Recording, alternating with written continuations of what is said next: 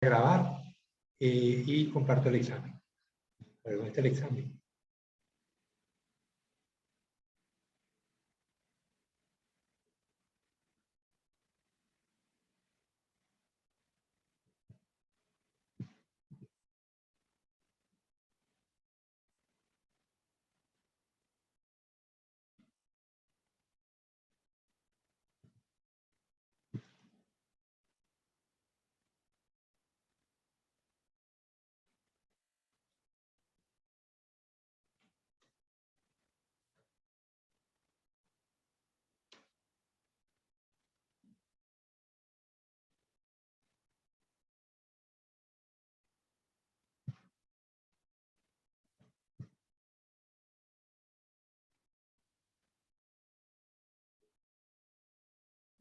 Ok, dígame si lo estás viendo, Merly. Suplihuicha, dime si lo estás viendo. Sí, sí, biólogo. Ok, entonces, el examen consta de 10 preguntas, múltiple escogencia, pero varias respuestas pueden ser válidas. Esto, lamentablemente, ustedes no se percataron de que esto es así, y cuando respondían una pregunta, y eran dos preguntas posibles con válidas, pues les ponían la mitad de los puntos. Pero luego se compensaba cuando tomé la nota máxima y la subí hasta que diera 10 puntos. Entonces, dice, la introducción de un texto de un trabajo científico debe contener una breve descripción del problema tratado y su importancia, la consideración de los avances. Ya va un segundo. ¿Aló? ¿Aló? ¿Aló? ¿Aló? ¿Aló? ¿Aló? ¿Aló? Ok, entonces, una breve descripción del problema tratado y su importancia, no hay duda que esto forma parte de la introducción. La consideración de los avances científicos sobre el tema que se han logrado hasta la fecha. Sí, esa era la otra respuesta válida. Y la comparación de los resultados obtenidos con otras investigaciones realizadas, no, esto no. Esto es discusión. Entonces, la introducción tiene las dos primeras, la tercera no es válida. Los contrastes de hipótesis pueden hacerse indistintamente con pruebas paramétricas o no paramétricas, pues ambas son iguales de potentes para detectar diferencias significativas entre las poblaciones que se contrastan. Esto es falso. Las pruebas paramétricas son más poderosas que las pruebas no paramétricas. Entre las características de los diseños experimentales en contraste con los no experimentales se pueden mencionar: se manipulan las variables bajo estudio a voluntad del investigador solamente en la investigación experimental. La no experimental no manipula ninguna variable. Se observa el comportamiento de las poblaciones en su ambiente natural. La no experimental es una característica de ella, y el investigador suele trabajar con fenómenos que ya ocurrieron. La no experimental. La mayoría de ustedes las tiene buenas, algunas no las tienen todas correctas. Al menos alguien tiene alguna de las respuestas correctas, ¿no? Pero la mayoría lo tiene bien. La cuarta, las conclusiones al final de un trabajo de investigación son importantes porque permiten que otros investigadores reconozcan si la hipótesis se soportó con el ensayo realizado y se avanzó en esa línea de conocimiento. Es correcto. Planteen hipótesis alternativas. Si el ensayo no soportó la hipótesis original, también es correcta. ¿Se contrastan los resultados obtenidos con otros de estos investigadores? No. Las conclusiones solamente se versan sobre lo que el trabajo hizo y no sobre lo que hicieron otras personas. El planteamiento de un proyecto de investigación científica suele iniciarse con la detección de un problema que le llama la atención al investigador. Correcto. La búsqueda de bibliografía sobre un problema determinado. Sí, es correcto. La búsqueda de los métodos que habrán de aplicarse. No, esta no es correcta. Entonces las dos primeras son correctas. Sexto, las comparaciones múltiples son evaluaciones a posteriori que se pueden hacer con pruebas de Duncan, Tukey-Kramer, Bonferroni, diferencias mínimas significativas, entre otras. Pero primero debe efectuarse una prueba a priori de una o varias vías a los datos que se contrastan, y esta debe resultar significativa. De esta manera, se asegura que el nivel de significación alfa se mantenga. La mayoría lo tienen correcto y es cierto. El muestreo aleatorio es más representativo para estimar los parámetros estadísticos de una variable de una población, porque logra que todos los elementos tengan igual probabilidad de ser incluidos en la muestra. indique cuál de los tipos de muestreo en la lista que sigue se consideran aleatorios. Entonces, sistemático y estratificado, ambos son aleatorios. Si pusieron una sola, que es lo que hizo la mayoría, pues tiene la mitad de los puntos. 8. Cuando se desea aplicar una prueba de contraste de hipótesis paramétrica, se debe verificar primero que los datos se distribuyen normalmente y que las varianzas de las poblaciones a contrastar sean homogéneas. Si los datos no cumplen estas restricciones, se puede intentar corregirlas simultáneamente transformando matemáticamente los datos. Las transformaciones a usar varían según el tipo de datos, de acuerdo a la siguiente tabla que usted debe completar. Entonces tenemos los datos enteros, se transforman con raíz cuadrada, los datos fraccionarios con logaritmo, los datos porcentuales con arcoseno de la raíz de la proporción. La mayoría tienen los datos bien, un grupo no lo tiene bien, yo no entiendo por qué. Porque mira que lo practicamos, lo hicimos, ejercicios en clase, ustedes lo sabían y a pesar de eso, la mitad del curso lo tiene mal. Así que, bueno, finalmente, en las pruebas estadísticas no paramétricas se suelen usar rangos asignados a los datos de las variables. Pero aún así, ¿se toma en consideración la distribución y varianza de estos datos? No. Las pruebas no paramétricas no toman en cuenta ni la distribución ni la varianza, por lo tanto la pregunta es falsa. El uso de la muestra control en los análisis experimentales se debe a que se necesita asegurar que se tienen controles todas las demás variables que pueden intervenir en el experimento. No. Tener un patrón no manipulado para contrastar las alteraciones de las variables experimentales, esa era la correcta. Casi todos tienen la respuesta correcta. Entonces, yo les paso al final de la clase, le paso a sus WhatsApp las notas que obtuvieron. Bien. Ok. Entonces, en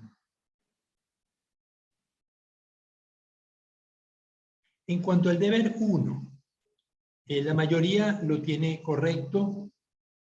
Aquí vemos un ejemplo, Adriana Calipso, que es del grupo... A ver, ¿qué pasó que se me borró?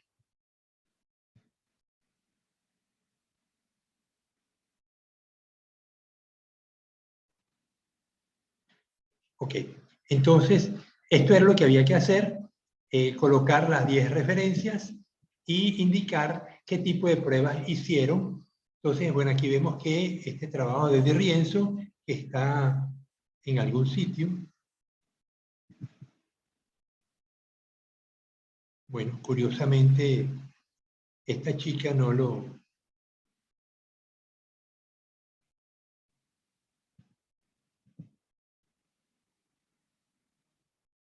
Bueno, no entiendo qué fue lo que pasó, pero bueno, Di Rienzo usó la prueba TD-Student, usó ANOVA de varias vías y no usó más nada. Dominique y colaboradores en el año 2019 usaron pruebas a posteriori, pero aquí hay un error, porque tú no puedes usar una prueba a posteriori si no tienes una prueba a priori efectuada. ¿Cuáles son las pruebas a priori? Las pruebas a priori son las pruebas de TD-Student, la prueba de ANOVA, de una o varias vías, o las pruebas de Kruskal-Wallis. Estas son las pruebas a priori. Las pruebas a posteriori son Tukey, Duncan, Jeffé,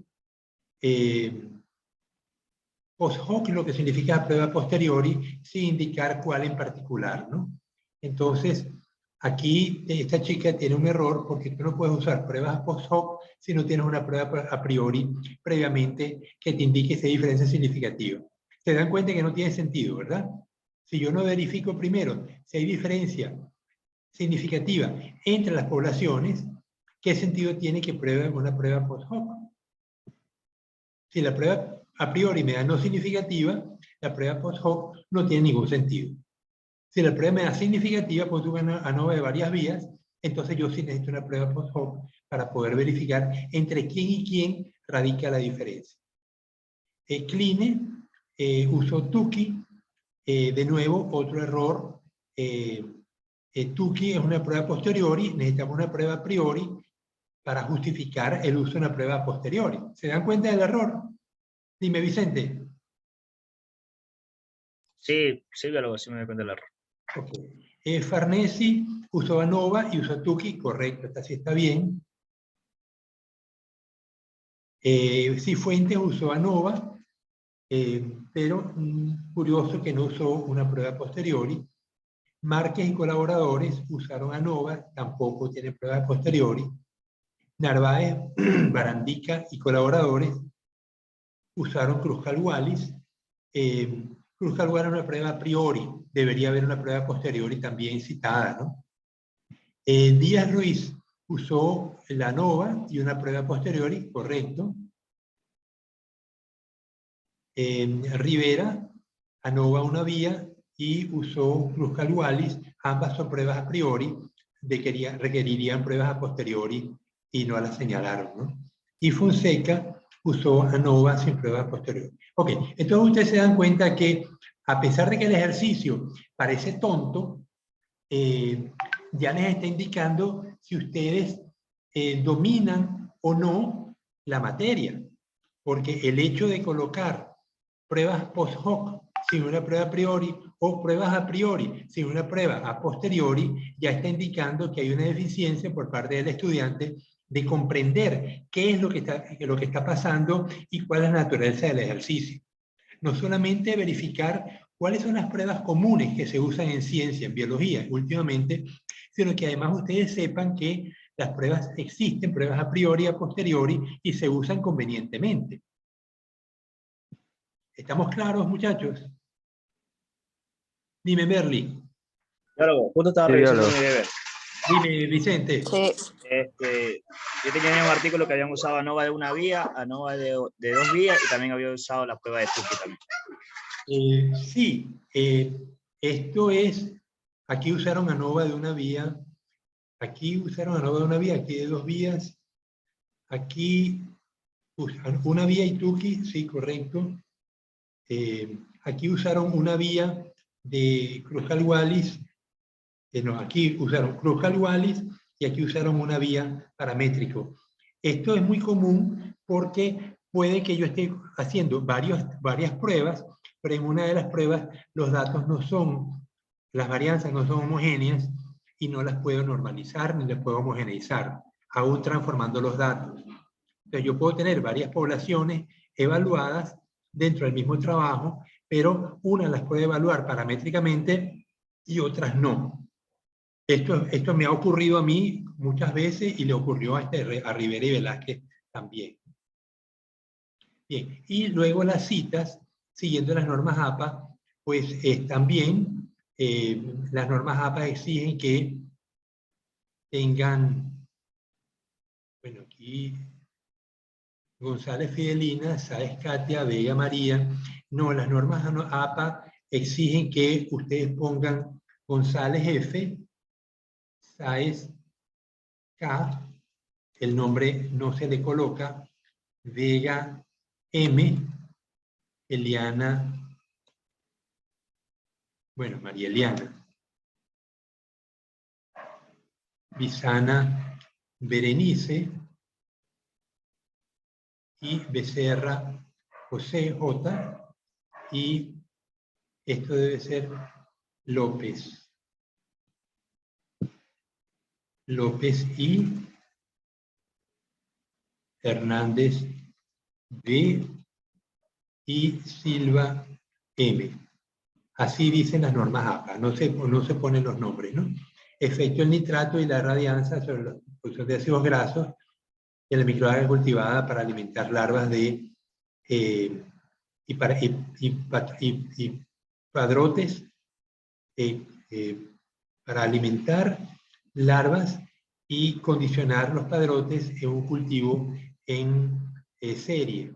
Esta biología marina y oceanografía de Chile tiene el volumen, el número, las páginas y el DOI. Ok, eso está correcto, lo único que estaba incorrecto son los nombres, que no se ponen los nombres, solamente los apellidos y la abreviatura del nombre. Aquí sí lo hizo correctamente la chica.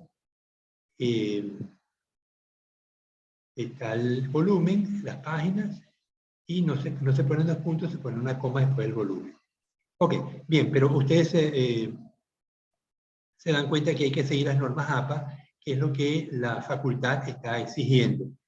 Yo tengo que pedir una aclaratoria al profesor Pico, porque hace unos 3 años la facultad decidió que las tesis se iban a redactar según la revista latinoamericana de Ciencias Marinas de Chile. La facultad tomó esa decisión y simplificó muchísimo las tesis. Pero ahora el profesor Pico le entendí que exigían que se siguieran las normas APA. Las revistas no siguen las normas APA necesariamente. Hay revistas que lo hacen, muchas revistas no lo hacen, sino que tienen sus propias normas.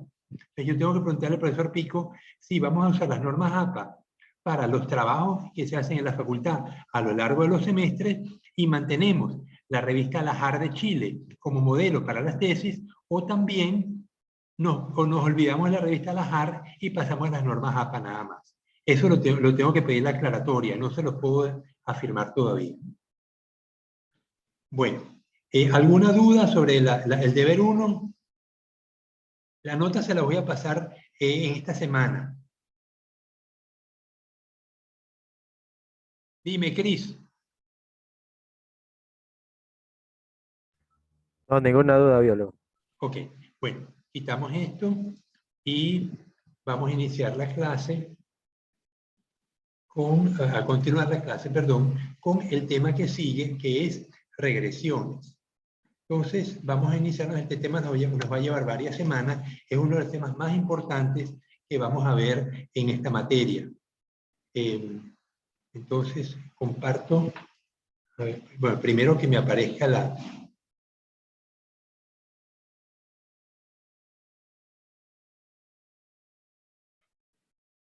Bien, ahí apareció.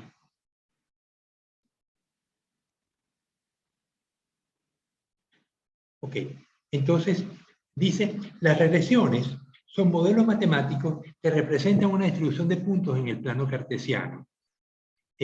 Así como el mapa de Manta es un dibujo con las calles, los parques, los hospitales, las iglesias que están localizadas en la ciudad de Manta, y uno puede orientarse y conseguir esas direcciones, pero la ciudad es distinto del mapa. El mapa no es más que un símil, una representación simplificada de la distribución espacial de los objetos en la ciudad. Igualmente, las regresiones son modelos matemáticos que simplifican la relación entre dos variables, en este caso, la variable x, que se denomina la variable independiente, y la variable y, que en este caso es la variable dependiente. Aquí vemos una curva donde el comportamiento inicial de y a medida que x aumenta es lineal, y luego y se desvía de una línea y empieza a tomar una curvatura. Esto es una típica curva de crecimiento o de saturación enzimática, o el hecho es que al comienzo las variables tienen un comportamiento y luego de cierto punto un comportamiento distinto. Entonces, este modelo se llama no lineal. Es lineal al comienzo, pero no es lineal completamente. Entonces, ¿a qué llamamos modelo lineal? Aquel en el cual el comportamiento de las variables manifiesta una línea recta a lo largo de todo el intervalo de variación de la variable dependiente, de la variable independiente. Entonces aquí vemos una línea recta que la podemos expresar como una constante a que multiplica a la variable independiente más un intercepto. A es la pendiente, que indica en qué magnitud cambia la variable dependiente en función de la independiente, y B es el intercepto al origen, es decir, donde la recta corta el eje de las X cuando X vale 0. Entonces,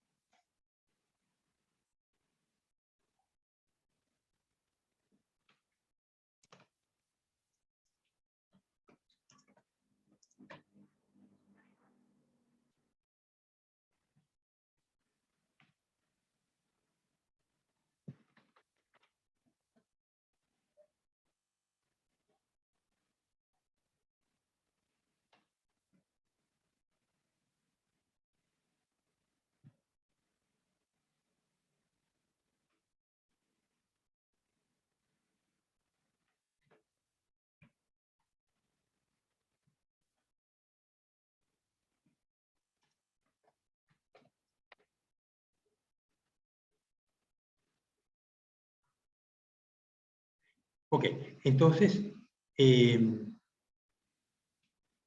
un ejemplo que tendríamos acá es la turbidez del agua. ¿De qué depende la turbidez del agua? En una primera instancia uno pudiera decir, depende del color. El color de las sustancias que le dan color al agua. También depende de los sólidos totales suspendidos. Mientras que el color depende de los sólidos totales disueltos. Los sólidos totales suspendidos también le da color. Solo que unos están disueltos, otros están suspendidos. Entonces yo tengo que la turbidez es una función lineal de dos variables independientes. Los sólidos totales disueltos y los sólidos totales suspendidos. Y hay una C, que es el intercepto al origen. Es decir, el agua puede tener un color propio, independientemente de que tenga nada disuelto y nada en suspensión. Entonces, esto es una relación lineal. Aquí tenemos una relación donde la variable dependiente y es una función de x1, x2, x3, son tres variables independientes, lineales. ¿Por qué digo que son lineales? Porque están elevadas a la potencia 1. Si yo tuviera una potencia x3 elevado a la 4, a la cuarta, ahí ya esa función no es lineal. Y estamos trabajando con funciones lineales por lo que vamos a ver enseguida.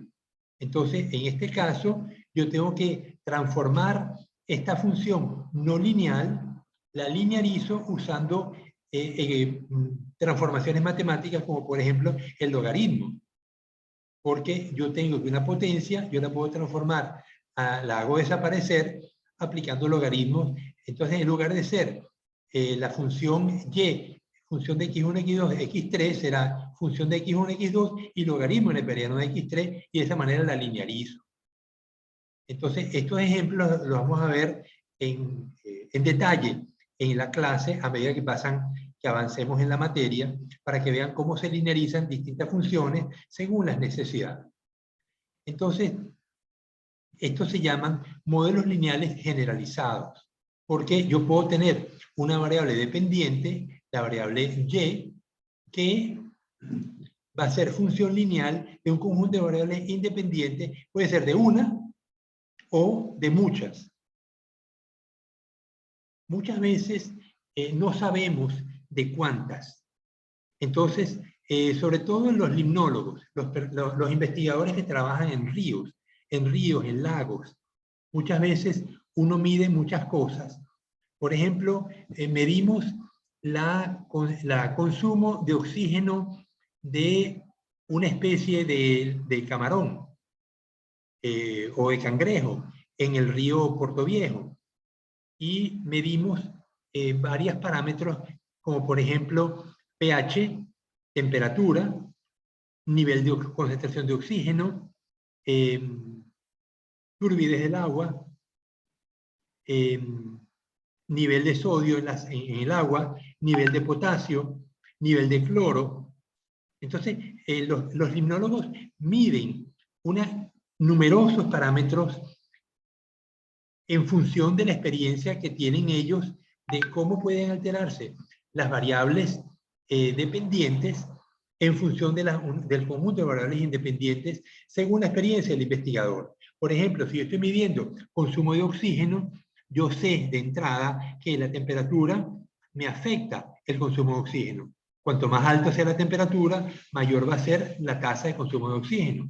Pero también el consumo de oxígeno depende de la concentración de oxígeno.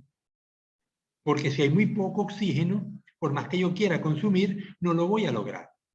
Entonces, la concentración de oxígeno funciona como una variable independiente a la hora de medir el consumo de oxígeno de un individuo. El pH, el estrés. Un individuo que esté estresado consume más oxígeno que un individuo que esté tranquilo. Entonces, uno aproxima una función multiparamétrica, como la que están viendo acá, donde tengo Y es consumo de oxígeno del cangrejo y X nivel de concentración de oxígeno en el agua X2 temperatura, X3 pudiera ser pH, X4 pudiera ser turbidez, X5 el nivel de sodio en el agua, X6 nivel de potasio, nivel de manganeso, nivel de cloro. Uno mide lo que sea, tratando de buscar la mayor cantidad de palabras, de variables que me expliquen el fenómeno. Ahora, al final, ¿cómo voy a saber yo cuáles son las que importan? ¿Se les ocurre qué método podemos usar para saber cuáles variables importan y cuáles no tienen ninguna influencia?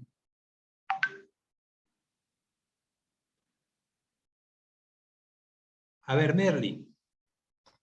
Fíjense que cada variable está multiplicada por un factor, por A, por B, por C, por D, etcétera, ¿verdad? Entonces, ¿qué pasa si ese factor es muy pequeño? Dime, María.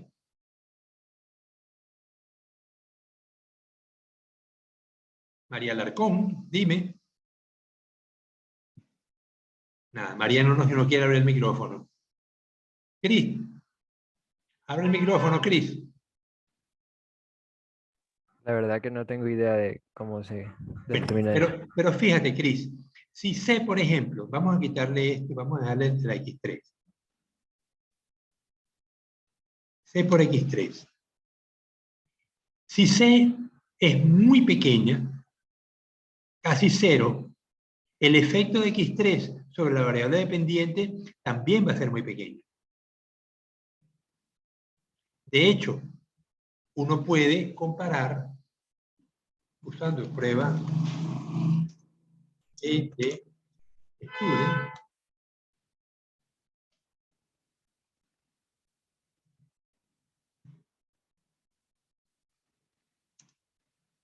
Usando pruebas de Student,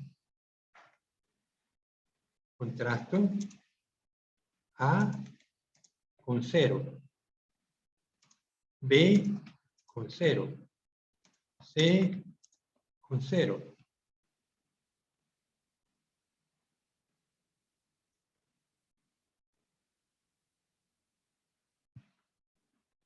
Porque esto tiene un error estándar. Entonces, uno de los métodos que se usan para saber del montón de variables cuáles son las que no tienen influencia en el modelo, verifico si cada uno de los coeficientes A, B, C, D o lo que sea no son significativamente distintas de 0. Si no son distintas de 0, lo puedo descartar. Y a lo mejor entonces me vuelo B, aquí era D por X4, más E por X5, entonces me vuelo D y se me simplifica el modelo. Antes tenía 5 variables, ahora tengo 3 nada más. ¿Ok? Entonces, estas son rutinas que usamos los biólogos para poder saber el modelo que me explique mi fenómeno biológico. Yo lo quiero con la menor cantidad de variables posible. Pero como yo no sé cuáles son las variables que me están influenciando, o a veces lo sé, pero no siempre, pues yo pruebo tantas variables como sea posible. Y luego aplico pruebas estadísticas para verificar si los coeficientes A, B, C, D o E son significativamente distintos de 0 o no lo son. Si son similares a 0, los puedo quitar y el modelo se me simplifica. Ok, eso por una parte. Ahora vamos a ver en qué consiste el modelo de mínimos cuadrados. Cuando yo hago una regresión, que la vamos a ver enseguida, yo tengo que una serie de puntos X1, Y1, X2, Y2, X3, Y3, X4, Y4, X5, Y5, X6, Y6. Entonces, algunos, esta línea recta yo la trazo y trato de... tengo varias estrategias, ¿no? Una, tratar de que pase por la mayor cantidad de puntos posible. Otra, que las distancias verticales entre la línea y los puntos sean mínimas.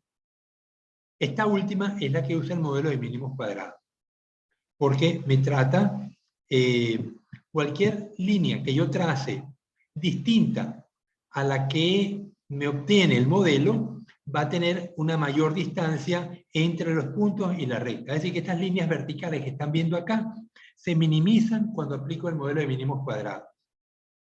Yo lo puedo trazar a ojo. Esta línea yo la tracé a ojo. Pero matemáticamente yo la puedo aproximar usando el modelo de mínimos cuadrados.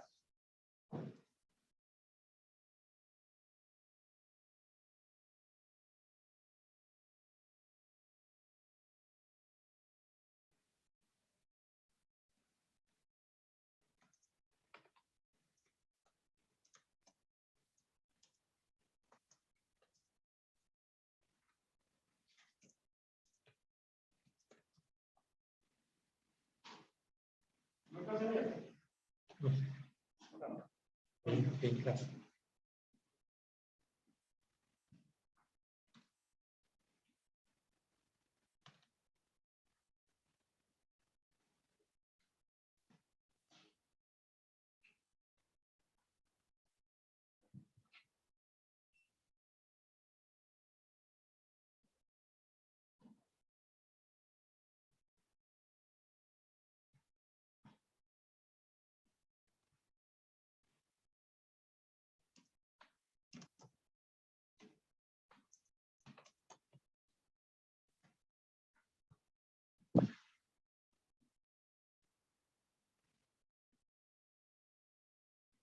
Ok, entonces, el principio de mínimos cuadrados es este, buscar la distancia vertical mínima que hay entre una serie de puntos y una línea recta. Fíjense que estamos suponiendo que los errores están todos en la variable dependiente. En la independiente, por definición, no hay errores. ¿Eso por qué? Porque la variable independiente es fijada, en teoría, es fijada por el investigador. Donde yo fijo, por ejemplo, los niveles de pH, entonces yo tengo pH 1, pH 2, pH 3, y voy a ver el consumo de oxígeno al pH 1, pH 2, pH 3. Yo fijé la variable X sin error y mido con un instrumento la variación en nivel en el consumo de oxígeno, que es la variable dependiente. Y esa variable dependiente, pues la estoy midiendo también con un cierto error. Ustedes dirán, bueno, pero cuando mido el pH también tiene error. Ok, eso es cierto. Pero por lo general, el modelo de mínimos cuadrados, por lo general no, siempre, no supone errores en la X, supone errores en la Y. Y son los errores que minimizan. El problema es que muchas veces nosotros usamos el modelo de mínimos cuadrados cuando tanto la variable X como la Y tiene error. Por ejemplo, en una relación longitud-peso.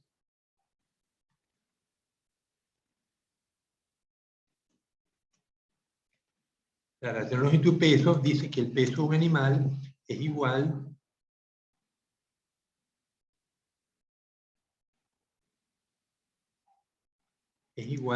a una variable, a una constante A multiplicado por la longitud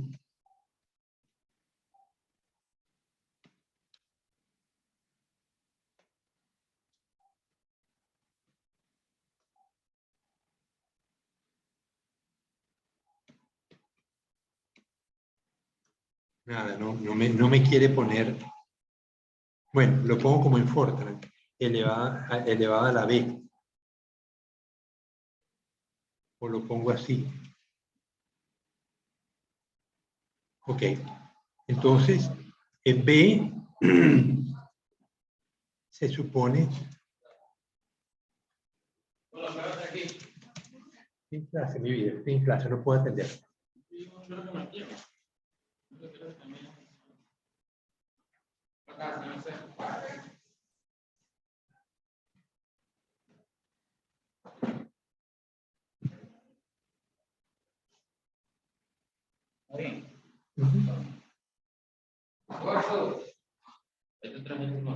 Ya. Bueno, entonces, B se aproxima a 3.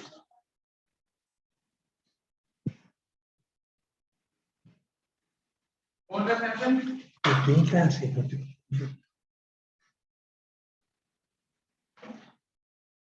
Vamos a hacer una cosa. Déjeme voltear la computadora. Demasiadas perturbaciones.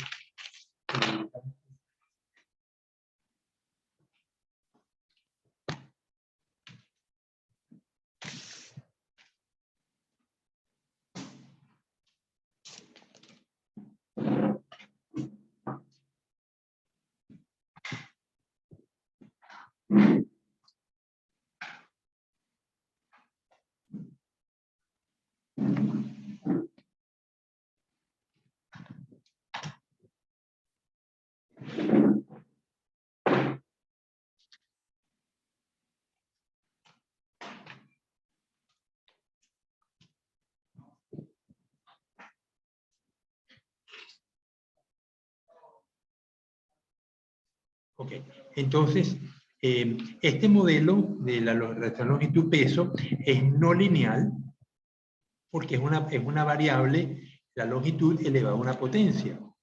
Yo la puedo linearizar aplicando logaritmos. Logaritmo del peso es igual a logaritmo de A multiplicado por L elevado a la B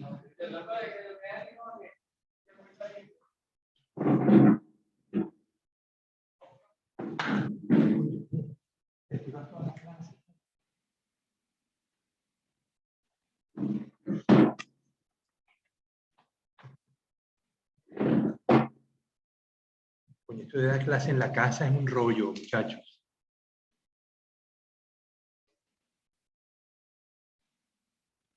Ok, entonces, y logaritmo de un producto es igual a la suma de los logaritmos. El logaritmo de A más el logaritmo de L elevado a la B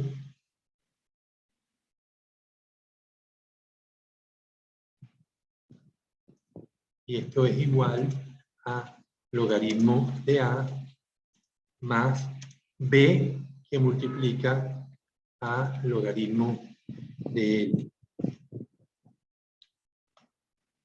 Entonces fíjense que al final yo tengo una relación no lineal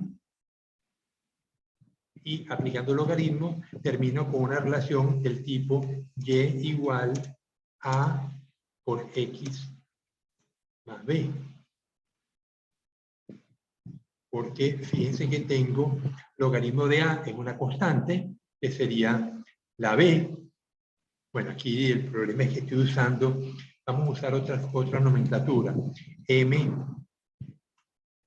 y h, donde m es la pendiente y h es el intercepto.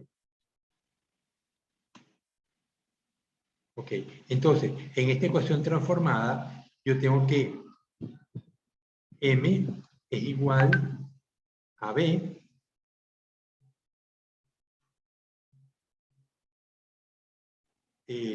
fíjense que tengo la pendiente b, sería el equivalente a m, logaritmo de l, l es la variable, solo que es una variable, la estoy trabajando con logaritmo, y la h, que es el intercepto, sería el logaritmo de a. Entonces se dan cuenta que yo transformo una función no lineal en una función lineal, aplicando logaritmos. Pero también he podido aplicar otras transformaciones matemáticas, como las inversas. Lo vamos a ver cuando veamos reacciones enzimáticas. Las enzimas cambian su velocidad según la concentración de sustrato. En ese caso, se linealiza la ecuación no usando logaritmos, sino usando inversos. El inverso de la y el inverso de la x. Y de esa manera se linealiza la ecuación. Bueno, eso lo vamos a ver en detalle. Ahorita lo que quiero que veamos es el procedimiento de mínimos cuadrados. ¿Cómo se aplica el método de mínimos cuadrados a un caso sencillo. Entonces vamos a parar de compartir y me voy entonces a Excel.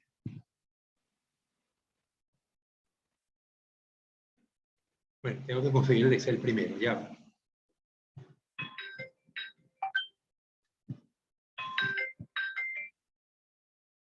Decir estoy en clase. Yo te llamo después.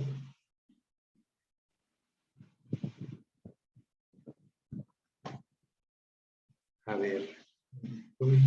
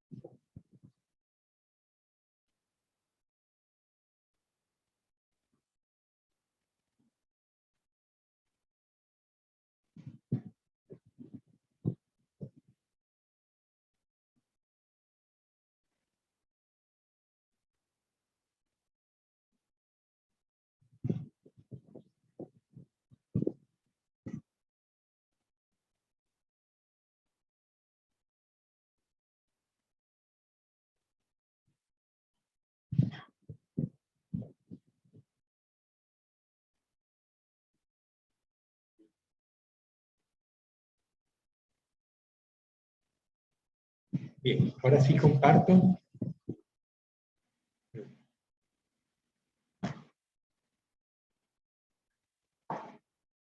Bien, dime,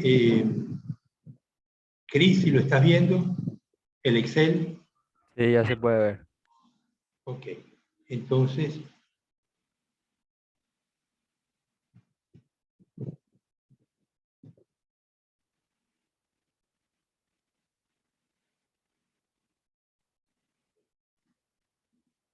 bien. Entonces aquí tenemos una ecuación, edad contra longitud del ala en un grupo de gorriones, golondrinas. Entonces tengo edad en días, 3, 4, 5, hasta 17 días, y tengo luego el tamaño del ala esto debe ser en centímetros, ¿no? Fíjense que estos son pichones, ¿no? Están en el nido y son animales muy pequeños, porque evidentemente esto no puede seguir creciendo porque llega un momento en que cuando el ala alcanza la talla que va a tener el animalito como adulto, ya no puede seguir creciendo. Es decir, nosotros los vertebrados tenemos una longitud máxima que alcanzamos. Vicente, ¿hasta qué edad tú creciste? Como hasta los... Pero no más porque... No, ahorita ya no creo, ya tengo 25 ya. Antes voy encogiéndome, creo. No, todavía no creo que te cojas. Pero, a ver, Merly, ¿hasta qué edad tú aumentaste de tamaño y luego ya te estabilizaste en una talla determinada?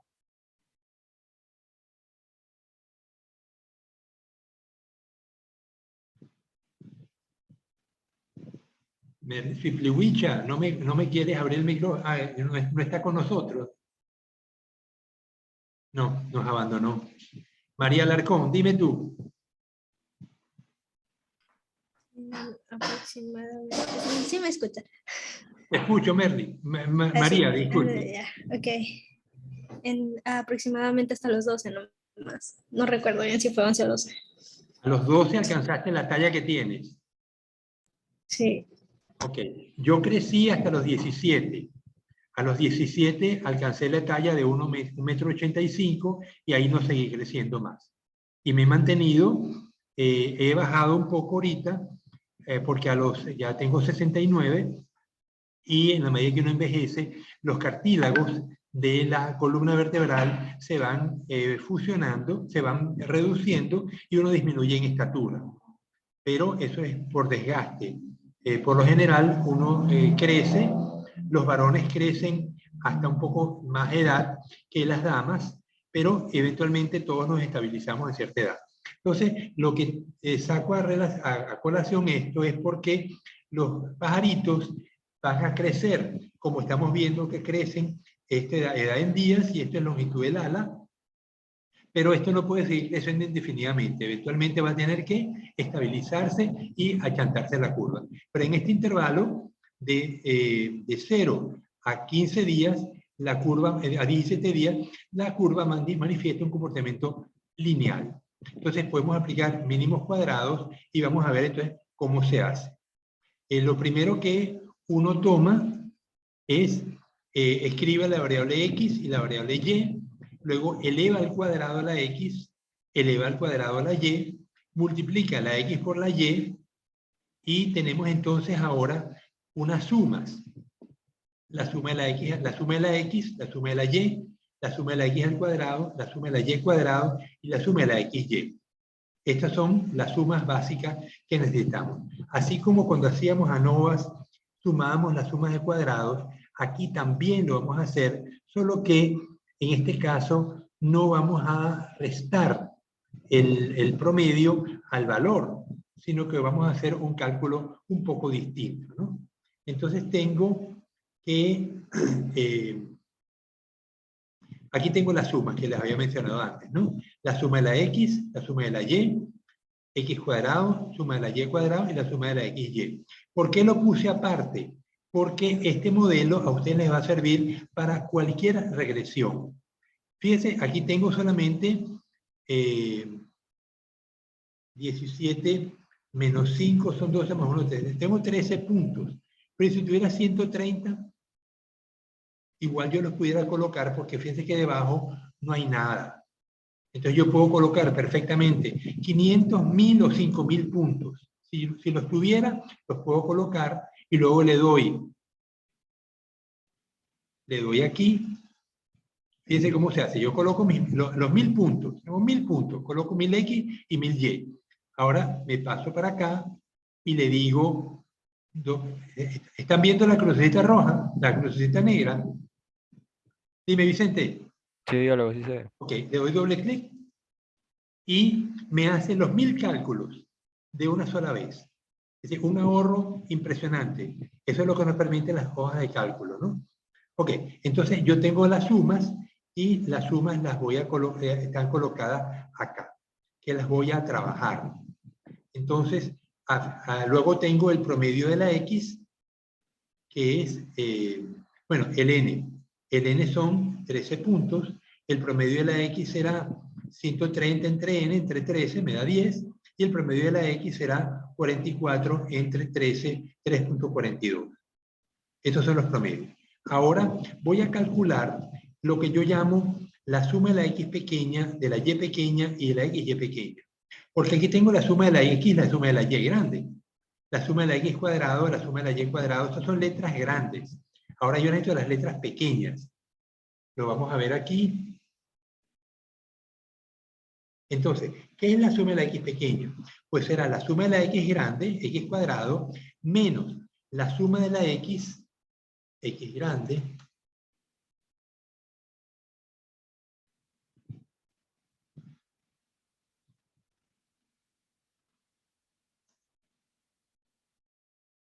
elevada al cuadrado dividido entre n. Esto es una suma de cuadrados.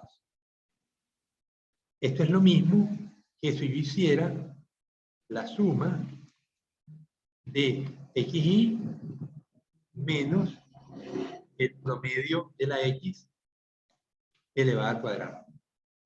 Que ustedes están acostumbrados a hacer porque es la manera como estimamos las sumas de cuadrados en los ANOVA. ¿Se acuerdan de eso? ¿Se acuerdan que la suma de cuadrados era cada valor menos el promedio del grupo elevado al cuadrado, ¿verdad? Eso me da la suma de cuadrados.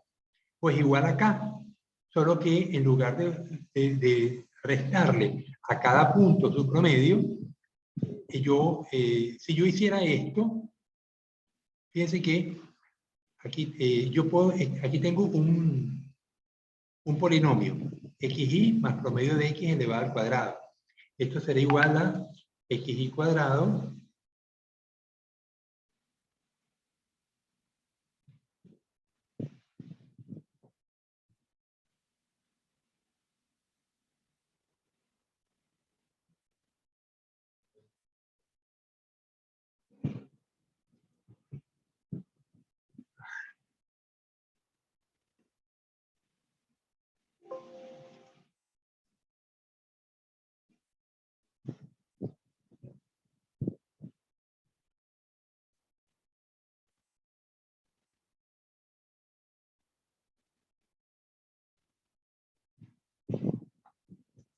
más 2 veces por xy por el promedio de x más el promedio de x elevado al cuadrado. ¿Se acuerdan cómo se resuelve el polinomio en segundo grado? Dime, Cris.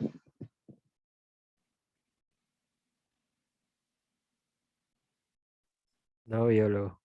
¿No se acuerdan? Bueno.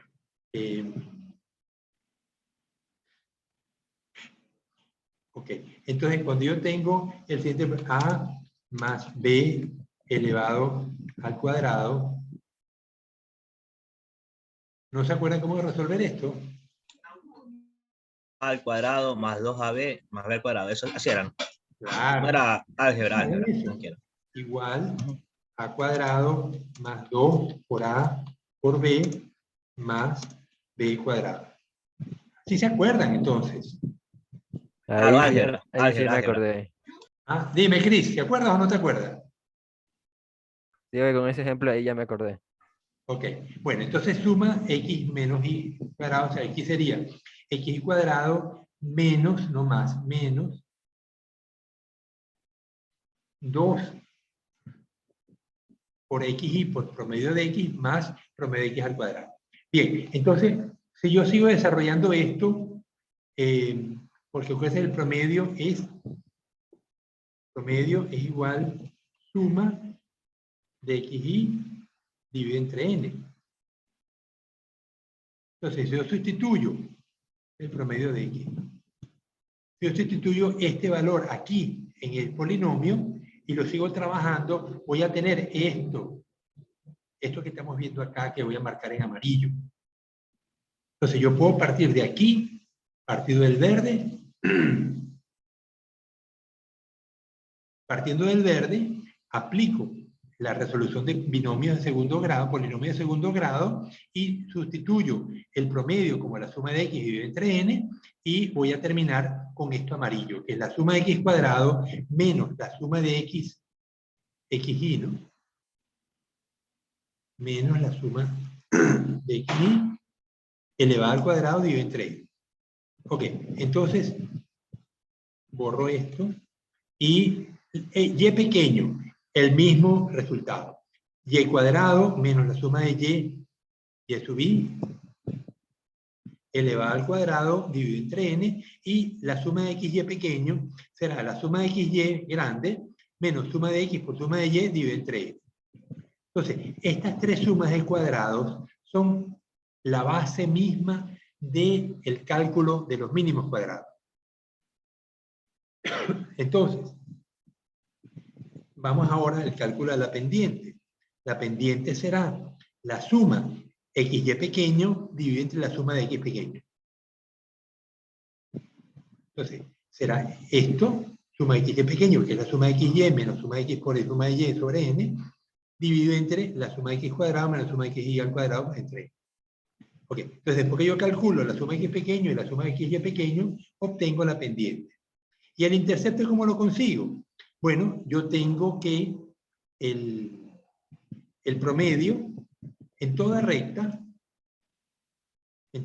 y igual a por x más b, yo puedo decir que espejo b igual a y menos a por x. ¿Me siguen? Si yo b está sumando A X está sumando. Pasa al otro lado restando, ¿correcto? ¿Me siguen? Y la X no pasa a dividir la X, ¿no? No, porque paso junto con la A. A por X está sumando. Simplemente pasa restando. Lo que hice fue esto. Y menos A por X igual B. ¿Ok? Pero lo puedo reescribir B igual Y menos A por X. Entonces, ¿cuál es la Y que voy a usar y cuál es la X? Cualquier X me serviría. Cualquier Y me serviría. Y1, Y2, Y3. Pero en general se usa la Y promedio y la X promedio. Estas son los dos X, la X y la Y, que se usa en las regresiones para estimar el intercepto en las regresiones, en el modelo de mínimos cuadrados. Entonces, eso significa que la curva, si yo le adjuntara los intervalos de confianza de esta curva, de esta recta, me va a dar una cuestión así. Vamos a verlo. Insertar formas. No veo formas.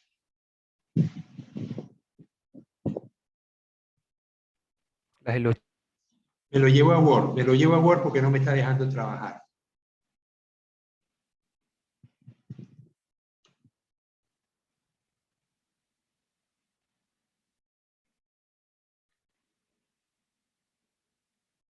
Ok, ahí lo tengo en Word. Entonces aquí le digo insertar formas y le digo que quiero esto. No está compartiendo el Word, biólogo. Ok, ya. Ahora sí. Bien, ahora se lo ven. Entonces, ¿qué va a pasar? Sí, ahora sí. El intervalo de confianza es el intervalo de donde el intervalo de confianza del 95% significa que, dado un intervalo, el 95% de los puntos van a caer en ese intervalo y el 5% van a caer fuera. Entonces, como yo estoy usando la X promedio para estimar el intercepto, al final lo que voy a tener es un intervalo de confianza medio extraño, que lo van a ver ahorita. Entonces digo formas, insertar formas, curvas, y a ver si me permite trazarlo. No me permite. Qué lástima. Vamos a intentar de nuevo formas. Lo que es que me permita curva.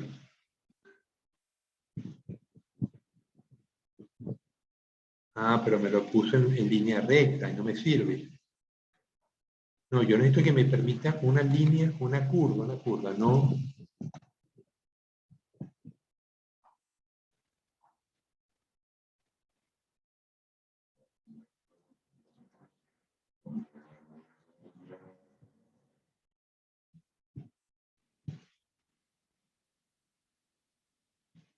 A ver si este me lo permite. Ok, entonces empiezo por aquí y termino por acá. Y el otro lado igual. Entonces, insertar formas.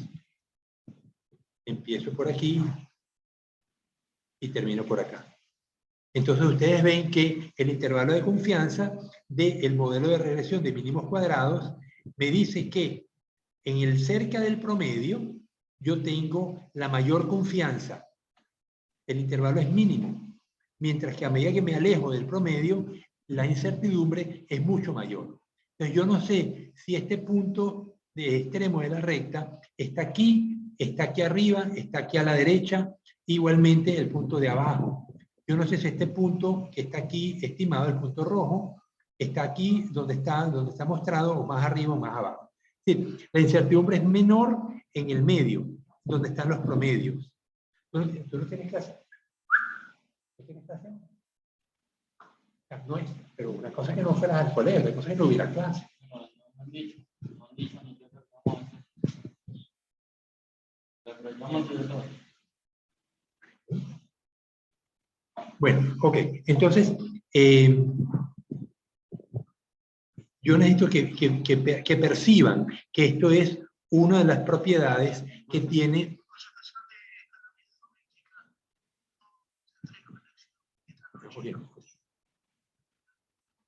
Entonces, esta es una de las propiedades del modelo de mínimos cuadrados que necesito que ustedes estén al tanto de ello. Entonces, vuelvo otra vez, paro de compartir y me voy a Excel de nuevo. Entonces, yo tenía originalmente, a ver.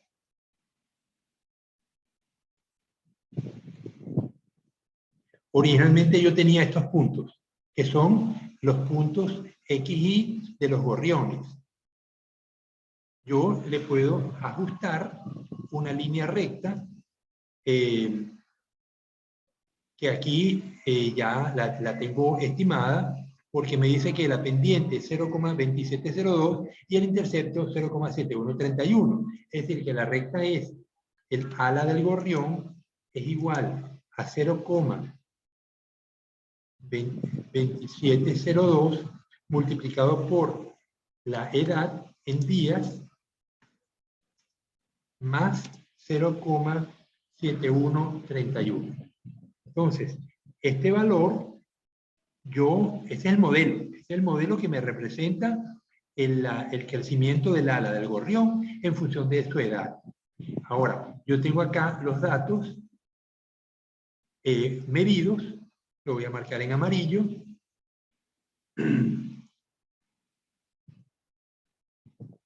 Y aquí tengo la Y estimada. Entonces, ¿cómo estimo la Y? Le digo que esto es igual a la edad 3 multiplicada por la pendiente. La pendiente es 0,2702. Entonces, igual M5, que sería 3 multiplicado por 0,2702, y le sumo, broma, ya. Es multiplicado M5 multiplicado por 0,2702 más 0,71 y me da un error.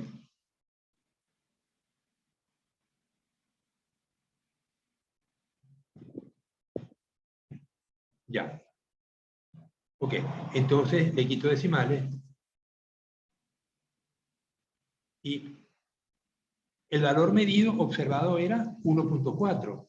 El valor estimado 1.52. No está mal. El siguiente, de hecho lo puedo calcular y ven que lo tengo acá estimado, ¿no? Pero ya ven de dónde salió. ¿Ok? Entonces multiplico la variable X, que es la variable independiente, por la pendiente, le sumo el intercepto y me da estos valores. Yo estos valores los puedo graficar. Le digo acá, insertar, seleccionar datos, le digo agregar, nombre de la serie, Y estimada, le digo valores de la serie de X, y ahora de valores de Y de la serie, aceptar, pero le digo que yo no quiero que me ponga los puntos, sino que me ponga o sea, no quiero marcadores, opciones de marcador, ninguno, lo que quiero son líneas, una línea sólida, y la quiero en color rojo.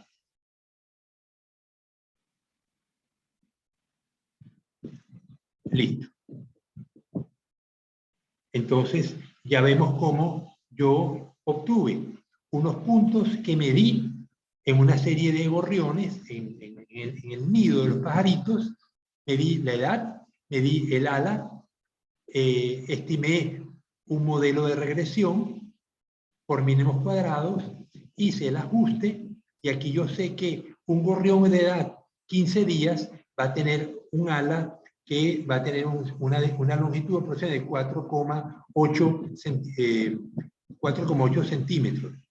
Un gorrión de edad 10 días va a tener un ala de 3,2 centímetros. Un gorrión de 5 días de nacido va a tener una ala de 2 centímetros. Ok, entonces ahí tengo explicado mi modelo y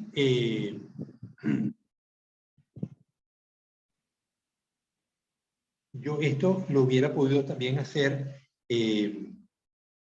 directamente por Excel. Les digo cómo. Me paro, yo tengo mis puntos acá, los grafiqué. De hecho, vamos a hacerlo. Le digo, marco mis puntos, insertar. Ok, ahí me los puso. Le digo, piso el botón de la derecha, agrego línea de tendencia. Me dice lineal, le digo que sí. Y abajo le digo presentar ecuación y presentar R cuadrado y listo.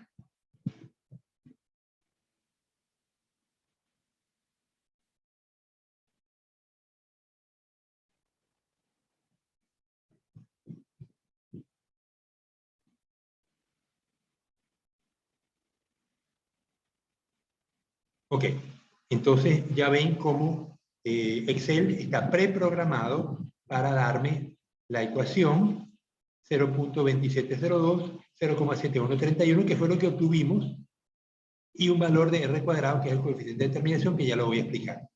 Entonces vemos que yo lo puedo hacer paso a paso, por el procedimiento que les expliqué antes, o le pido a Excel que lo haga automáticamente, y verifico si mis datos evaluados paso a paso coinciden con lo que Excel calculó. Y ya vimos que se coincide. ¿Ok? ¿Alguna duda hasta ahora?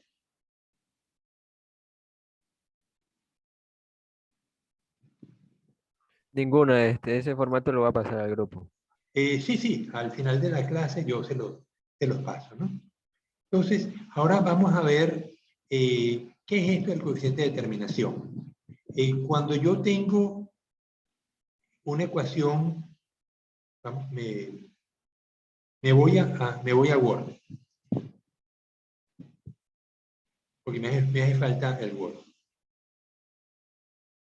Yo lo voy ahí trabajo con dos variables, como quiera. Sí se puede dar con más variables. Ahora solamente tenemos dos variables, no nos estamos metiendo con más. Claro. Pero sí se podría trabajar con más, ¿no? Ah, claro. Se llama regresión múltiple. Ah, ya, ok. Pero los principios son los mismos. Mínimos cuadrados es el mismo principio. Ok, entonces yo tengo acá la ecuación que les he puesto. ¿Lo están viendo? Sí, el Word. Ok, entonces yo puedo tener una curva muy ajustadita.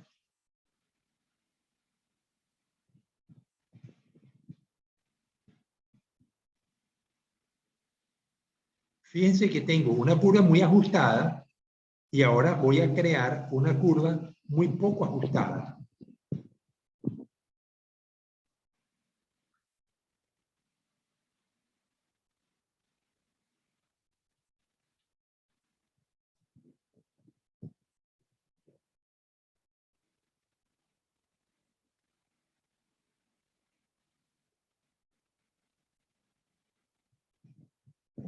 Ok, en ambos casos la recta es la misma, ¿verdad? Yo no alteré la recta, pero los puntos están muy distantes de la recta. Entonces, en este caso, yo digo que la explicación del modelo, la explicación de la varianza del modelo es menor que cuando yo tenía los puntos muy ajustados que casi me pasaban por encima de la recta, ¿no? Como aquí, por ejemplo. En este caso, yo tengo un modelo muy ajustado. Casi toda la varianza es explicada por el modelo, mientras que aquí una parte importante de la varianza es explicada por el modelo, Pero estas diferencias entre los puntos y la recta son importantes y sin embargo no son explicadas por el modelo. Entonces, esto se llama el coeficiente de determinación. ¿Qué porcentaje? Coeficiente de determinación es igual al porcentaje de la varianza explicada por el modelo. Coeficiente de determinación. Usualmente se mide en porcentaje, ¿no? ¿Y cómo se mide? Pues el coeficiente de determinación es igual a la varianza explicada por el modelo dividido entre la varianza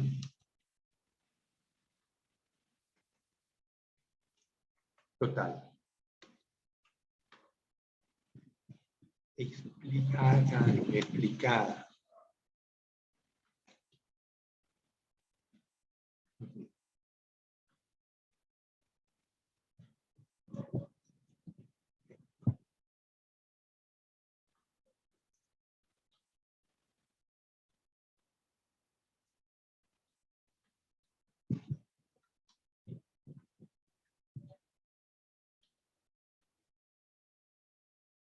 Ok, entonces, ¿cuál es la varianza explicada por el modelo? Vámonos al Excel.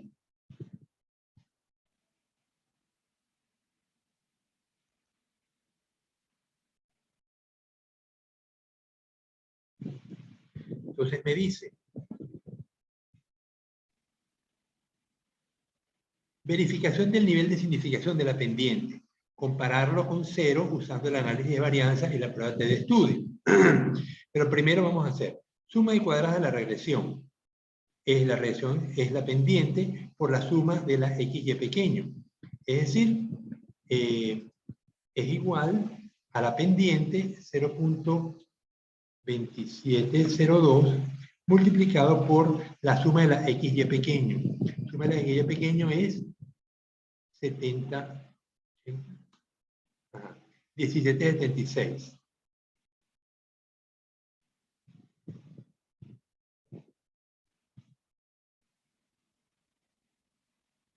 D29 por D27. Pero no me coincide. Igual esto por esto.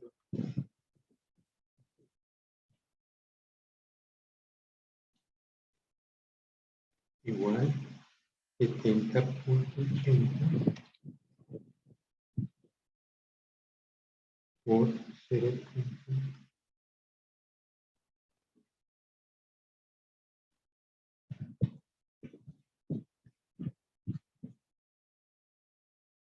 Ok, entonces tenemos que la suma de cuadrados total,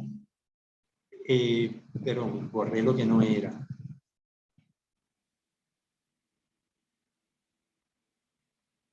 Tengo la suma de cuadrados de la regresión, que lo que explica la regresión es la pendiente por la suma de la XY pequeño, que es 19.13. La suma de cuadrados total es la suma de Y pequeña, que es 19.66. ¿Cuánto queda por explicar? La diferencia, 19.66 menos 19.13, 0,52. El coeficiente de determinación es la suma de cuadrados de la regresión sobre la suma de cuadrados total, que es 0,97, o lo que es lo mismo, el 97%. Y el coeficiente de correlación es el nivel de ajuste de los puntos a la recta. Y es la raíz cuadrada de este valor, que es la raíz de D36, o sea, la raíz cuadrada del coeficiente de determinación medida el coeficiente de correlación. Y es 0.98. Le quito decimales y me queda 0.99.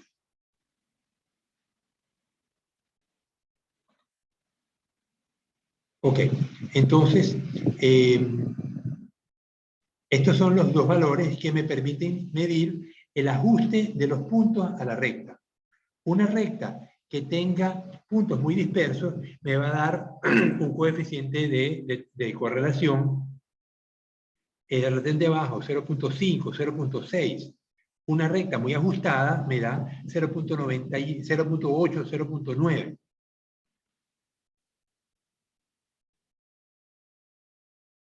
¿Bien? ¿Se entendió? Sí, biólogo.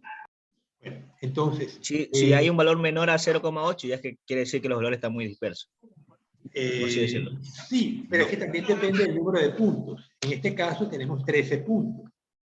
Entonces, a veces me va a ocurrir que yo tengo un coeficiente de correlación de 0,6, pero tengo apenas 5 puntos, 5 pares de puntos. Y aún 0,6 no es significativo. Uno debe tratar de buscar la mayor cantidad de puntos posible, pero no siempre es posible. A veces conseguir un punto significa un esfuerzo muy grande o una cantidad de dinero muy grande. Conseguir puntos adicionales. Me ha pasado con los tesistas. Estamos midiendo la tasa de crecimiento de las especies y esto depende de la cantidad de puntos que tengan. A veces tenemos 4 puntos, 5 puntos. Conseguir el 6º punto me cuesta un mundo. Entonces, esto es una lucha en la biología, conseguir puntos para las regresiones es una lucha continua. En este caso, pues tenemos 13 puntos, más que suficiente, pero a veces tenemos 3 puntos, 4 puntos, 5 puntos, oye. Bien, entonces así se determina entonces el coeficiente de determinación, como la suma de cuadrados explicada por el modelo, divide entre la suma de cuadrados totales. Y la suma de cuadrados totales es esta, la suma de la y pequeña. Esta te la voy a poner en verde. Luego, vamos ahora con, para medir si la pendiente es significativamente distinta de 0. Tengo 2 mecanismos para hacerlo. Uno es la prueba de análisis de varianza y otro es la prueba de T. Veamos primero el análisis de varianza. Entonces me dice, fuente de variación, varianza explicada por el modelo, pendiente por suma de x de pequeño, 19,13. Residual, la diferencia 0,52, varianza total 19,66. Esta es la suma de cuadrados totales. Estas son las...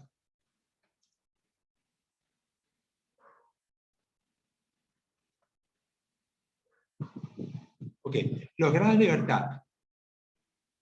En el caso de la pendiente de varianza aplicada por el modelo, 1 grado de libertad. El caso residual serán 13 puntos menos 2, porque estimé 2 promedios, me da 11, y la varianza total me da 11 más 1, 2. Entonces la suma de cuadrados media será suma de cuadrados dividido entre 1, 19,13, 0,52 entre 11, 0,047, y la F es la suma de cuadrados media dividido entre la suma de cuadrados del error, 401. Es decir, yo voy entonces a la F de la tabla con 0.05, con 1 y 11 grados de libertad, y voy a obtener seguramente, bueno, ya les digo, abro el libro de SAR,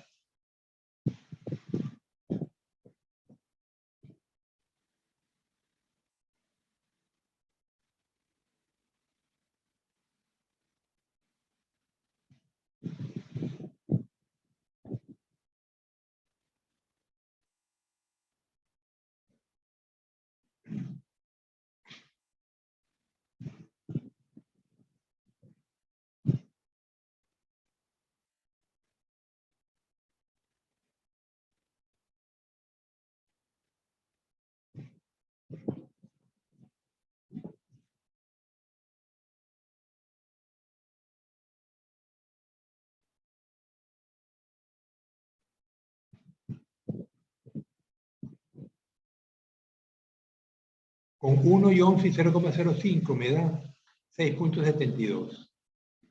¿Cuál tabla hay que usar ahí? La tabla de F, ya va, la comparto, la comparto.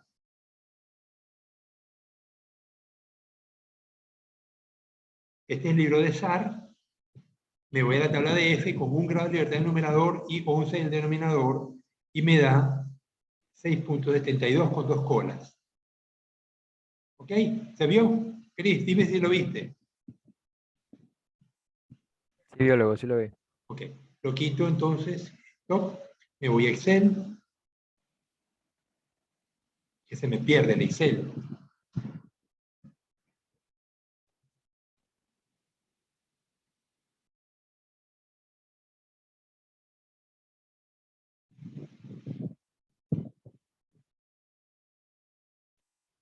Ok. Entonces aquí tengo 6.72 y me dice que 401 es mayor que 6.72, por tanto concluyo que la pendiente es distinta de 0. Esto es un procedimiento. Ok, vamos con el otro. Yo tengo que la varianza del residual, suma y cuadrada media del residual es 0,00477. Lo saqué de aquí, ¿verdad? ¿Lo estás viendo, Cris? ¿O Vicente? Sí se ve, biólogo. Varianza residual, ok. Ahora tengo error estándar. Recuerden, la T de student siempre es promedio 1 menos promedio 2. En este caso, pendiente menos 0, porque la quiero comparar con 0. Y voy a dividir entre el error estándar. ¿Cómo calcula el error estándar? Pues será en la raíz de la suma de cuadrado media del residual dividido entre la suma de x pequeño. Vamos a ponerlo más grande. El error estándar es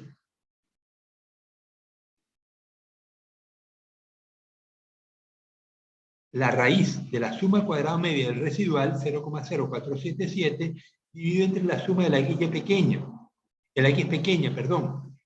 La x pequeña es 262.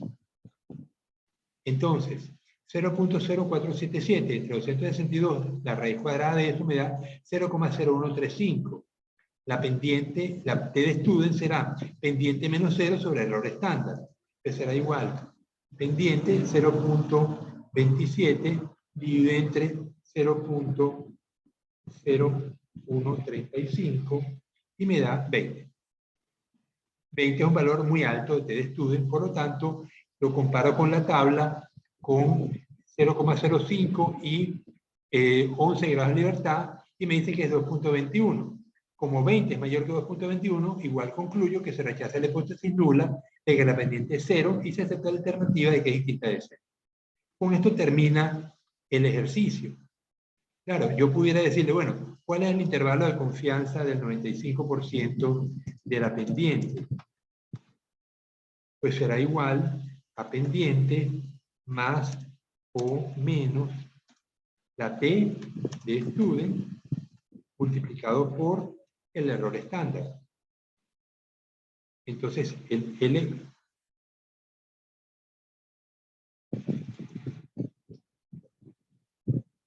L1 de la pendiente será igual a 0.27 menos 2.21, que es la T de student, multiplicado por el error estándar.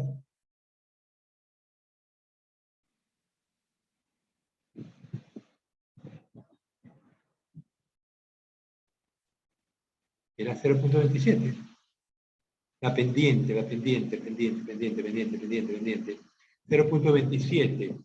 Pero se trabaja con cuál te estudien, ¿con la de la tabla o con el valor que sale? Con el valor Con de el la valor, tabla. con el valor de la valor de tabla. la tabla. Le quito decimales.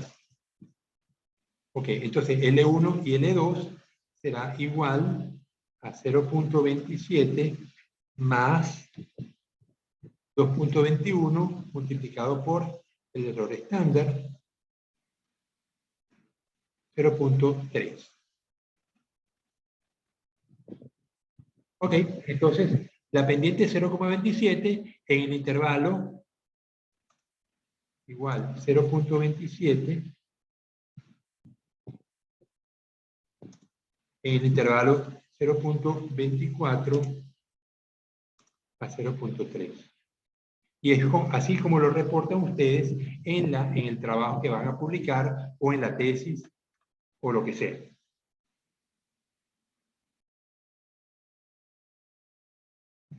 Ok, este es el final del ejercicio.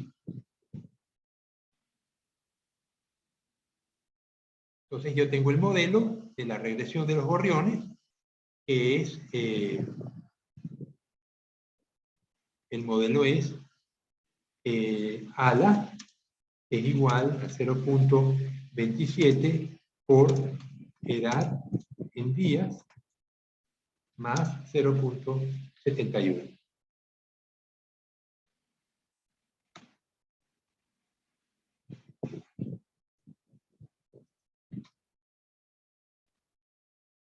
Ya, eso es todo. Entonces yo puedo estimar modelos de regresión para muchas cosas. Por ejemplo, Vicente, cuando sube la temperatura, ¿la gente consume más agua? Sí, consumen más agua por el calor. Porque el calor, la gente se baña más a menudo. A lo mejor en invierno tú te bañas una vez al día. En verano a lo mejor te bañas 3 veces al día. Entonces consumes 3 veces más cantidad de agua para bañarte, ¿no? Y Además, también para hidratarse también. para hidratarse también. Entonces, uno puede establecer la relación entre consumo de agua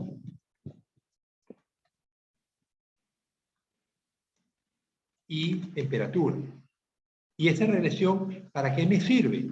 Para que EPAM, Empresa Pública Aguas de Manta, estime cuánto va a ser el consumo de la ciudad durante los meses de diciembre, enero, febrero y marzo, que es la época caliente de Manta, en relación al consumo que tenemos actualmente, que es una época fría. Ya debería estar haciendo calorcito, pero todavía sales a la calle y te tienes que poner una chompa. Entonces, la empresa Aguas de Manta puede establecer una relación lineal entre el consumo de agua y la temperatura para los distintos meses del año y saber qué gasto va a tener para traer agua del río Puerto Viejo hasta la ciudad de Manta, porque el agua, en Manta no tenemos agua. El agua hay que traerla del río Puerto Viejo. Y eso es un gasto, ¿no? Un gasto de combustible. También yo puedo establecer una relación, como la hacía con mis tesistas, de la talla que van a tener los peces a distinta edad. Entonces, si yo los dejo crecer más tiempo, yo puedo estimar cuál va a ser el tamaño que va a tener un determinado pez al año, a los 2 años, a los 3 años. Los atunes, por ejemplo, los estamos sacando muy jóvenes. Producto que lo estamos pescando con sistemas de agregación de peces. Antes los pescábamos sobre delfines. Hoy en día muchos atunes se pescan sobre objetos flotantes, ya sea troncos, tiburón ballena, árboles caídos o dispositivos agregadores de peces que las empresas liberan con unas balsas hechas de madera, de bambú, de la cual cuelgan unas redes viejas. Debajo de esas balsas se acumula el plancton y ese plancton pues atrae peces y esos peces atraen atunes. Entonces, cuando una balsa permanece muchas semanas en el agua, la cantidad de atunes que puede haber debajo de ella es considerable. Entonces los barcos van, cercan la balsa y sacan los atunes.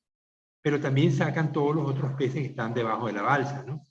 Entonces hay una mortandad muy grande de juveniles y eso está ocasionando que el promedio, la talla promedio de los atunes que están desembarcándose en Manta ha ido disminuyendo.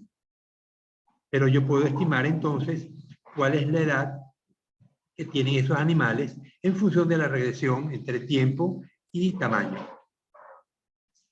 Entonces vemos que las relaciones tipo regresión son muy útiles para muchas cosas, dependiendo de la naturaleza del problema y dependiendo pues del tipo de datos que tengamos, ¿no?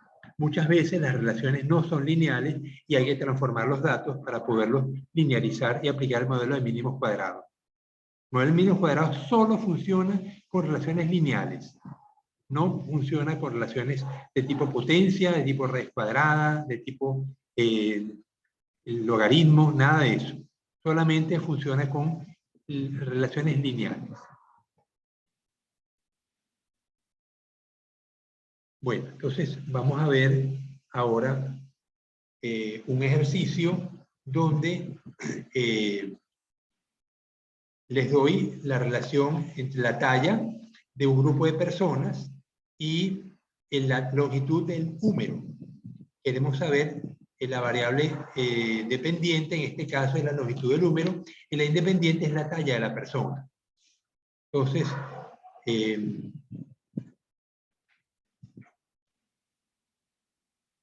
aquí sabemos que vamos a calcular el x cuadrado, el y cuadrado, el xy.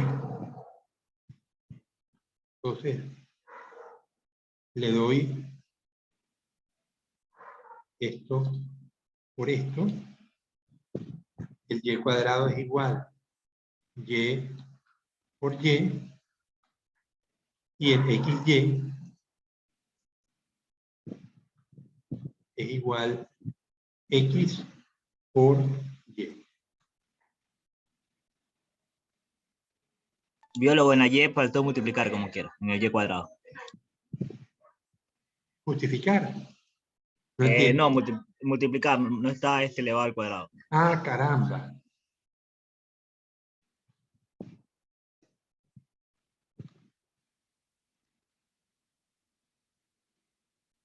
Ok, entonces ahora sumo.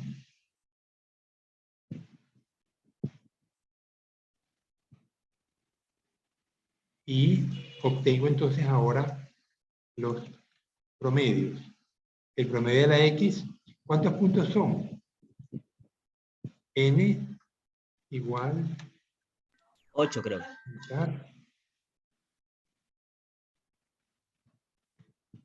7. Promedio igual. Suma de X dividido entre esto. Igual. Esto dividido entre esto. Y el promedio de la Y igual esto dividido entre esto. Hay 8 hay biólogo. 2, Sí, 4, biólogos, son 8.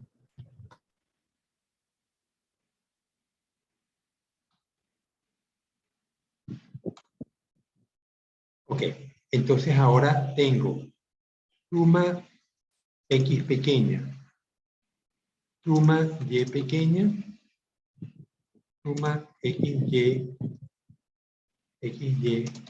pequeña.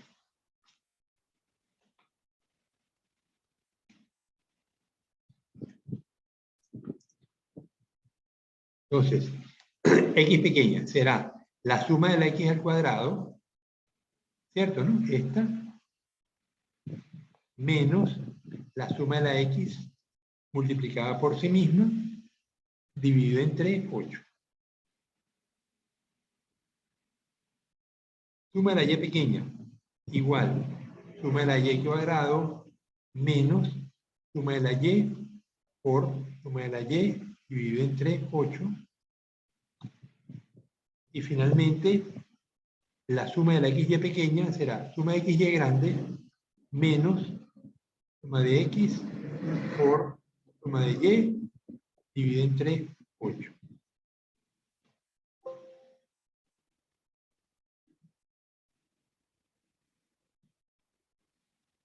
Repito porque me equivoqué. Igual, suma de XY grande menos suma de X por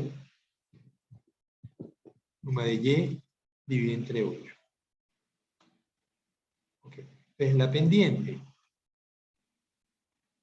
es igual a la suma de XY pequeño entre suma de X pequeño. 0.2303.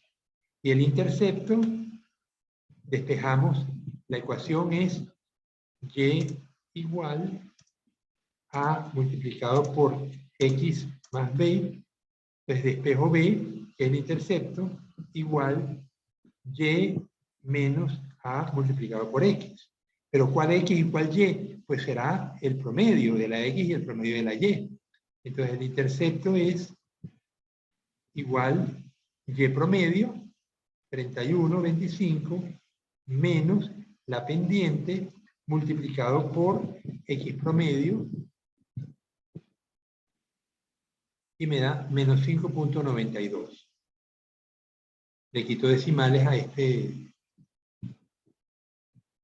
Pues me da que mi modelo es húmero, será igual a 0.23 multiplicado por la altura y le resto 5.92. Veamos si los puntos se ajustan. Insertar. Ok. Vamos a quitarle, voy a decir que comience en 120.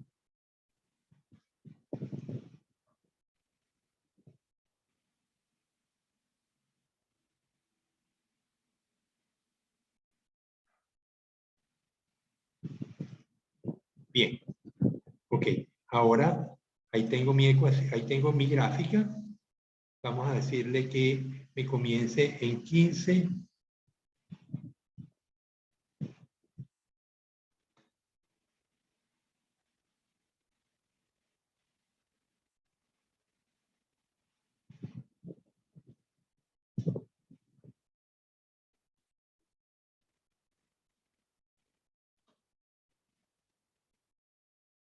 Bien. En una gráfica, ya este es arte, ¿no? Este es arte. En una gráfica uno debe minimizar los espacios en blanco. Entonces fíjense que cuando la trazamos por primera vez, la vuelvo a trazar,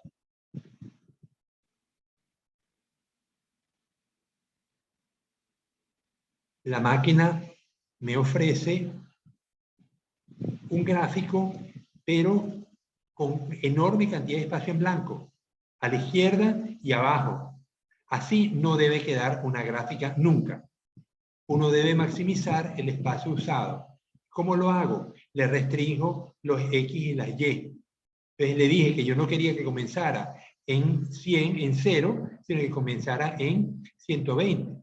Y la Y que comience en 20 y termine en 40. Y así entonces obtengo una curva, una gráfica mejor hecha, donde tengo el espacio mejor utilizado. Esto es arte, ¿no? Esto no es ciencia, es arte. ¿Ok? Entonces ahora yo le digo que quiero graficar la Y estimada. ¿Cómo la estimo? Le digo que la Y estimada es igual a la X multiplicado por la pendiente menos, o más, perdón, más el intercepto. ¿Qué me dio? No me da tan mal, ¿no? Fíjate que el original era 24 y me está dando 24.3, muy ajustado, ¿no? Luego me dio un disparate, ¿no? ¿Pero por qué me da disparate? Porque tengo que ponerle los dólares aquí para mantenerlo constante. Ahora sí. Entonces, la siguiente es 26.8, 28, 26.7, 27, 28.9, 30, 29.6, muy ajustado, 34, 33.7, 35, 35.5, 34, 35.5, 38, 36.0. Entonces ahora voy a graficar la Y estimada. Le digo seleccionar datos, agregar, nombre de la serie, le digo Y estimada, variable X, esta, y la variable Y, esta, aceptar, aceptar, y le digo que no quiero puntos, sino que quiero una línea sólida. Línea sólida y marcador ninguno. Listo.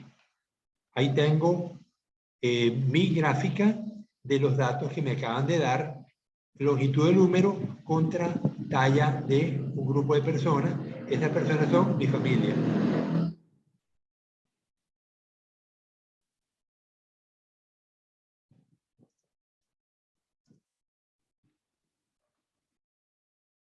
Aquí volumen en centímetros y aquí altura en centímetros. Ok. El 1,82 soy yo, ¿ah? Ok. ¿Quedó claro el ejercicio? La Y estimada, Pío, lo que puede repetir. Perdón, la Y estimada. Sí, yo ya tengo la pendiente y tengo el intercepto, que los tengo aquí estimados, los tengo aquí calculados. Entonces yo aplico el modelo. El modelo es húmero, o sea, longitud del húmero, es igual a 0,23 multiplicado por la altura en centímetros menos 5,92. Ese es el modelo.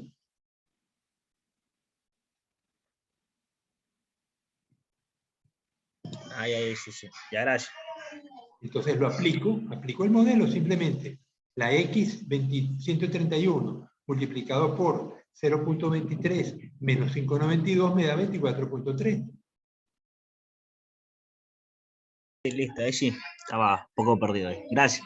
Okay. Entonces ahora, varianza, ya que me quedan unos minutos, me quedan 4 minutos. Varianza explicada por el modelo es igual a la pendiente multiplicado por la suma XY pequeña. Y la varianza total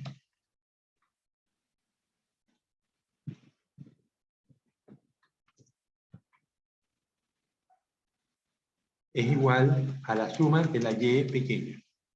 Entonces, ¿cuál es esta?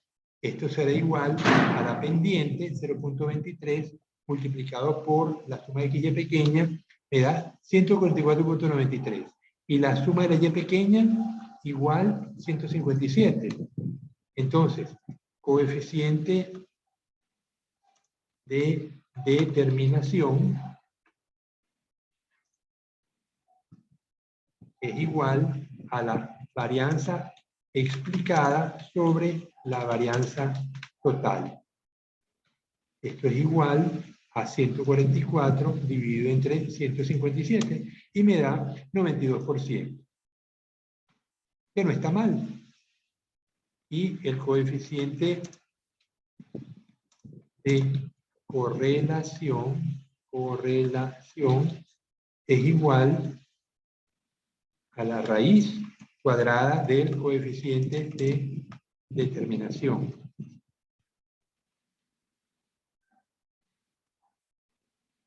Es igual a la raíz de este número y me da 0,959, que es bastante bueno, ¿no? Ok. Bien.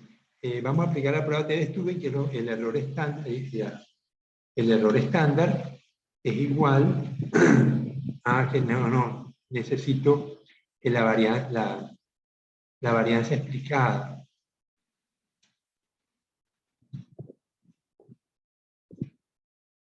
Varianza no explicada es igual a la explicada menos la no, a la total menos la explicada, 12,56. Esto, el error estándar, entonces es igual a la raíz de este 12,6 dividido entre la suma de la x pequeña,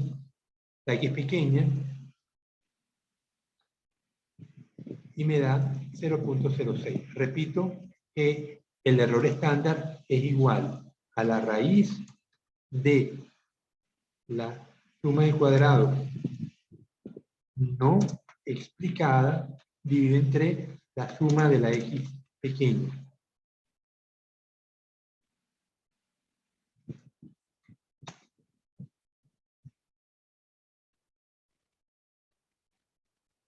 Ok, entonces la prueba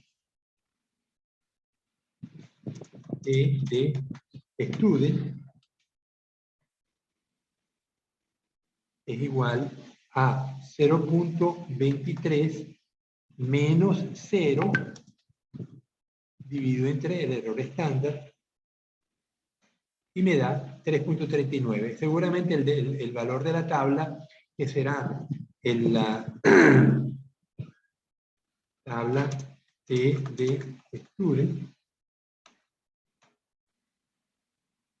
será con 0,05 y 6 grados de libertad, a lo mejor es 2.3. Este valor 3.39 es mayor a 2.3, por tanto concluyo que la pendiente, concluyo que rechazo H0, por lo que la pendiente es diferente de 0. Con eso terminamos. Bien, muchachos. Nos vemos entonces el día jueves. Ya les Solo paso. Dime. el día jueves sí no voy a poder asistir, es que estamos en auditoría en la fábrica y voy a estar un poco ocupado en la fábrica. Sí, bueno, pero ves la clase grabada, ¿no? Ya, ok, sí. Ok. Sí, Cris, era para justificar. ya. Ok, María, Cris, gracias por haber permanecido hasta el final de la clase y nos vemos el día jueves para continuar con los ejercicios, pero esta vez linealizando. Vamos a linealizar ecuaciones no lineales para que vean cómo se puede ajustar, que va a ser más bien el pan nuestro de cada día, las linealizaciones. Hasta luego. Hasta luego, ya. Gracias, biólogo, pase bien. Gracias.